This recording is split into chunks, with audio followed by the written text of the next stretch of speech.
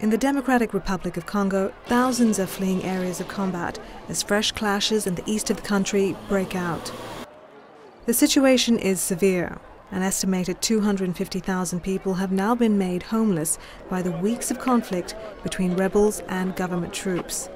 Jai Murthy, the communication specialist at UNICEF in the Democratic Republic of Congo, expresses his concern. The world has to know what's happening here in Eastern DRC, and something has to give. Something's got to change. We can't keep going on like this. With the help of UNICEF and its partners, latrines are being constructed for 13,000 children, and free healthcare continues to be distributed in Kibati.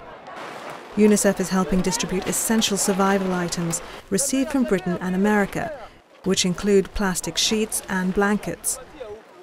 Such supplies will immediately alleviate some of the suffering, but many people have yet to be reached. The future of these newly displaced remains uncertain. There's a long way to go for the situation to stabilize so that isn't normal for them and that actually the country can develop. Amidst the growing chaos, there remains much work for aid groups to do. But UNICEF and the UN remain committed to guaranteeing the survival of the children in the Democratic Republic of Congo. This is Roshni Karwal reporting for UNICEF Television. Unite for Children.